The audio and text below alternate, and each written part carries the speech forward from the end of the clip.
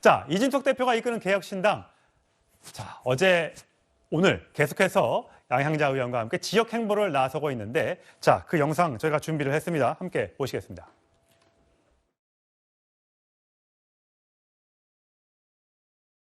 개혁신당 함께하길 바라죠. 유승민 의원도 58년생이니까 이번이 대선 도전을 위한 그 도약 단계로서 마지막 기회일 텐데 판단을 하지 않을까요? 유승민 의원은 본인 결심을 하는 그 시점을 항상 신중하게 가져가기 때문에 딱 한 번 정도 연락드릴 겁니다.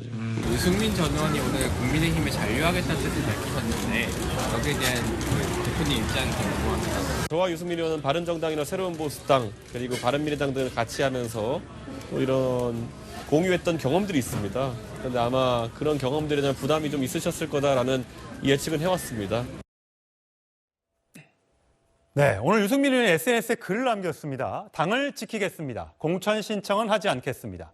처음이나 지금이나 이 당에 누구보다 깊은 애정을 갖고 있습니다. 라고 하면서 제3지대에 가지 않겠다는 뜻을 공식화했습니다. 계속해서 이준석 개혁신당 대표가 유승민 전 의원에 대해서 러브콜을 보내왔다는 점에서 이준석 대표 입장에서는 좀 타격이 있지 않을까라는 해석이 나오고 있는데요.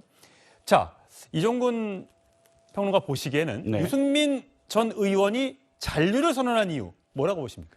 일단 공천을 받을 확률이 적다라는 겁니다. 왜냐하면 최소한 이 당에서 공천을 받으려면 지금의 공천의 주도권을 행사하는 지도부에 대해서 최소한의 협조까지는 안 바라더라도 공정한 공천을 바란다는 어떤 입장 정도는 표명해야 되는데 지금 가장 최근까지도 한동훈 비대위원장과 윤석열 대통령을 향해서 거의 선을 넘는 지경까지의 어떤 비판도 아니고 맹비난을 쏟아낸 처지에 자신이 공천을 달라라고 허리를 숙일 수 있느냐 뭐 이런 느낌이거든요. 그럼 공천을 받을 수 없다면 오히려 3지대로 나아가서 뭐 출마를 하든지 뭔가 새로운 그 시도를 해봐야 되는 거 아닙니까? 자, 그 새로운 시도랑 한번 대차대표를 한번 생각을 해본 것 같아요. 거기 나갔을 때 과연 내가 합당한 또 대우를 받을 수 있느냐. 유승민 지금 이준석 대표가 과연 지금 이해찬 대표와 이재명 대표의 관계처럼 자신을 이해찬 대표처럼 모실 수 있느냐 이런 어떤 계산도 해야 되고 가장 중요한 건 뭐냐면 유승민 전 의원이 지금 계획하고 있는 건 무엇이냐 이 당에 남아서 총선이 끝났을 때 만약에 총선에서 패배한 경우 이 당은 전당대회를 해야 되거든요. 이 당을 접수할 수 있다라는 겁니다. 지금 다 이준석 대표도 나가고 다 나간 상황에서 자신이 이 전당대회를 자신의 유리하게 이끌어가서 나머지 3년 동안을 이 당을 이끌 수 있다라는 계산을 한다면 총선에 출마해서 일단 만약 패배하거나 혹은 경선에 떨어졌을 때는 그 행보를 못 하는데 자신이 이렇게 공천 신청을 안 한다라고 뒤를 이렇게 하면서도 그런다 자신의 어떤 계파의 이해운 의원은 또 나가거든요. 출마를 하거든요. 이건 이 자신의 어떤 계파 의원들은 나가게 하고 자신이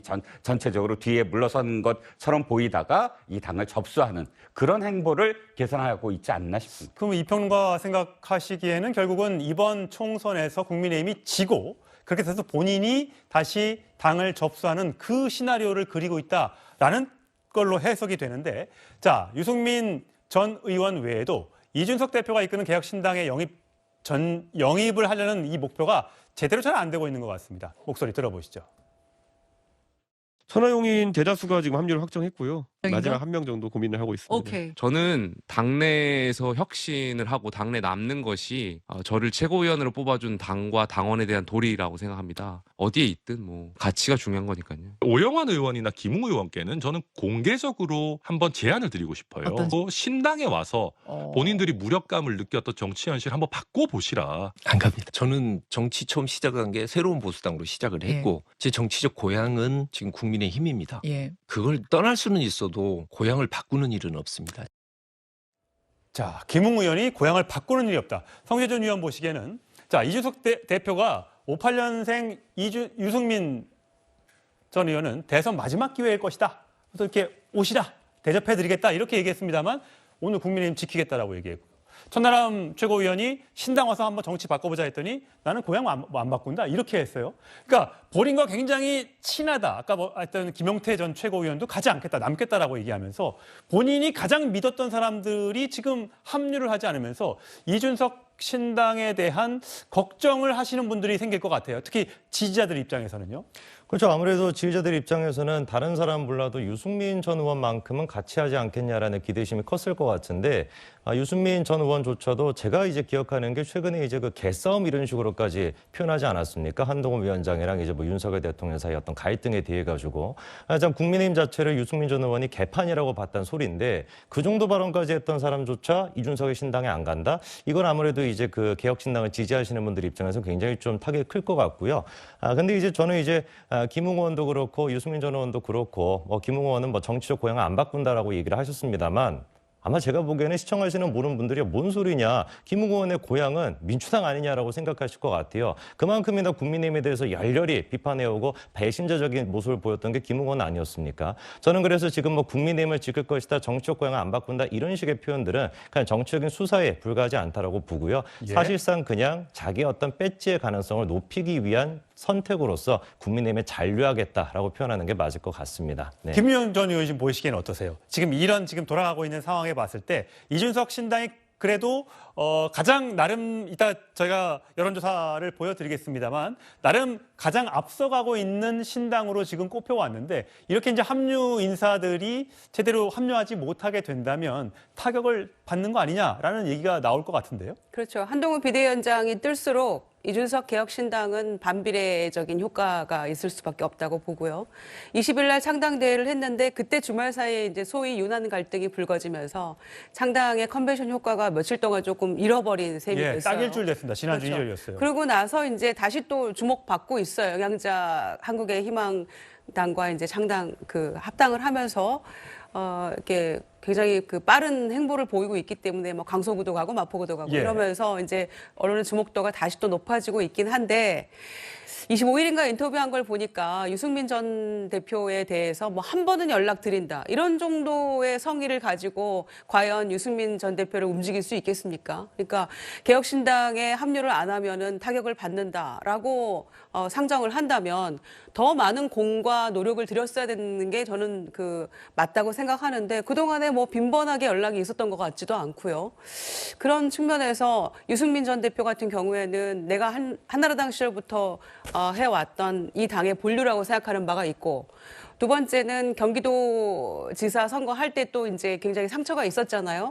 이제 그럼에도 불구하고 공천 신청은 않고 남겠다고 하는 것은 뭐 전략 공천 지역이 5, 60개 된다고 하니까 당에서 어떤 결정을 하느냐에 따라서 또 양상은 달라질 수 있다고 보고요. 김경률 비대위원처럼 쓴소리하는 사람에게도 일단 전략 공천의 기회가 열려 있기 때문에 정말로 당의 어떤 인재들을 아낀다는 차원에서라면은 유승민 전 대표의 쓴소리를 달게 받고 한동훈 비대위원장이 어떤 판단을 할 수도 있다고 생각합니다.